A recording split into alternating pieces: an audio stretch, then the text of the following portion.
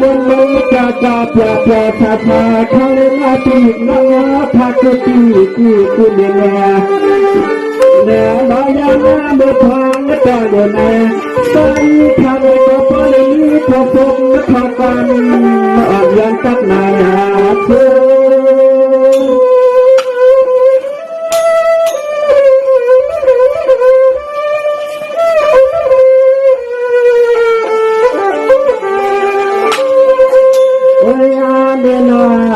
เขาก็หันหน้าตีหันหลังหาขาตามเสียงหญิงมันนั่งเบียง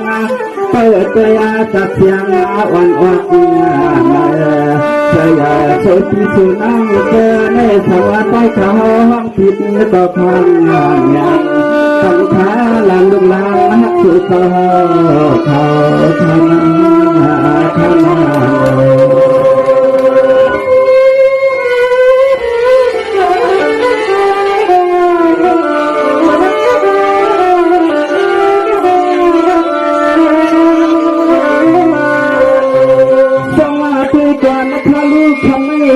เป็นอาชมหลงเสริมหลังตีไรนอนเลยหันเสปีนนั่งเขาเข้าเจ็บไม่แต่นานในวังยังคว้างจนเลยตั้งแต่เจ้าพลังยังกระจายหายน้ำจนพลังดึงลายสู่ฟ้าเท่านั้น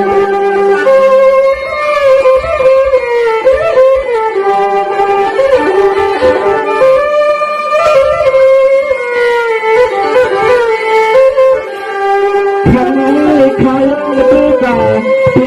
นั่งมาตุตีตุจังตะนานหังฟ้าตั้งเฉยใจทำให้ก็มาเห็นใจหัวมันเมื่อยามขันเคยมันแค่หันที่หันหลังข้าสุดจังลงมาอยู่แก่เวลาว่า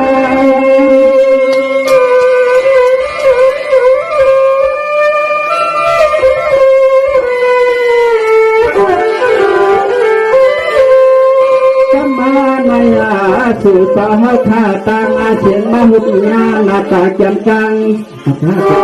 เลี้ยวเสร็จแล้วย้อนให้พ่อเลยกับงานสินเนี่ยหลับนาทีตัวก็ตัวกว่าบ้านอะไรจบเต่าชัวฟังฟังที่ไหนเห็นเลี้ยงสะเทลวงไม่น้องไม่น้อง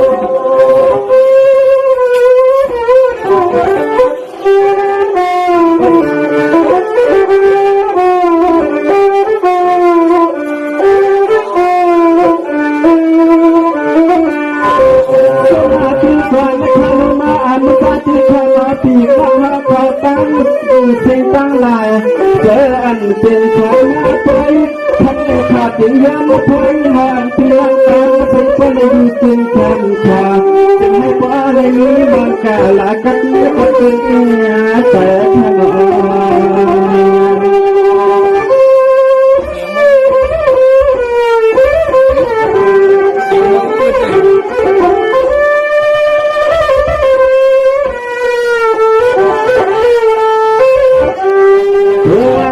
ไปเพียง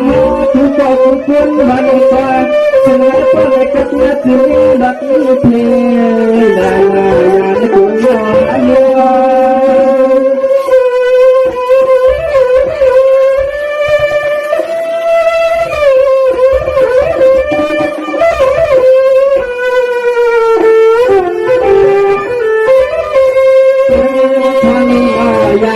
ทำขึ้นมา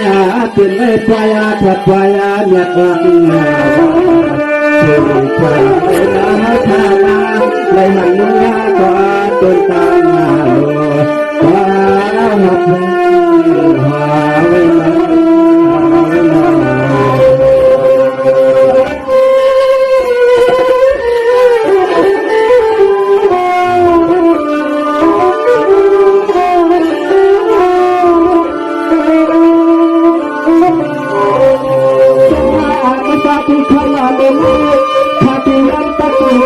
าตาหน้า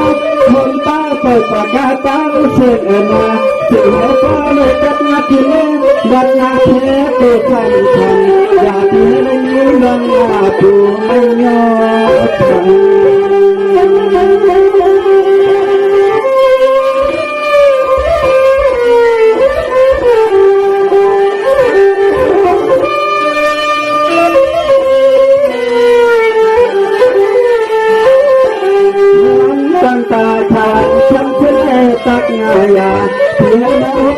ลัง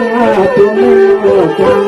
อันนี้ใจข้าแต่สุดจังก็เลยเพียงเราตั้งมึงมองเสือแต่สุดจัง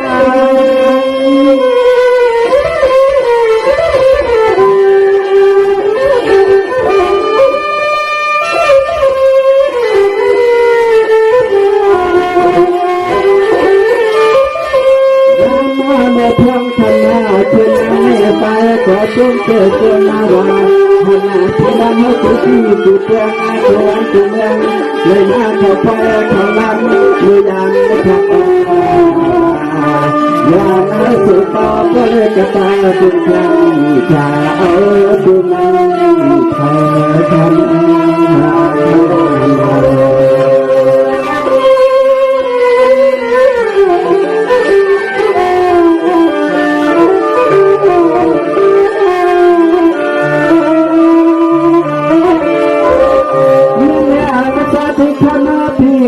ถ้าตามเสียงมาที่ไหนก็เลยอยู่ดีกินวานาที่ป่าวันกาเสือมาผมไปเพื่อนจับแกไปกินเดินจับเสือหนุนมาจอมเดินทำให้ทางยินจอมที่เรียนนาในหันนิสัยที่ละเขาถ้ามาหัดมาตรงไม่ก็มีทางเขียนมุกไว้หลงใจถ้าต้มส่งที่นอ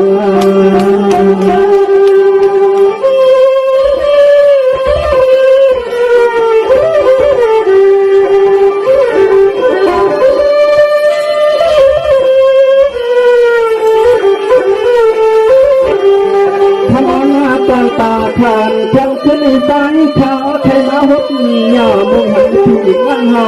เขาอันไหนว่าเมื่อยามจังขึ้นใจเขาไปยังมาที่ต้นทิ้งตาทิ้งตันเหมือนวันนี้ใจเขาอันตั้งในผงตาเขาในผงตา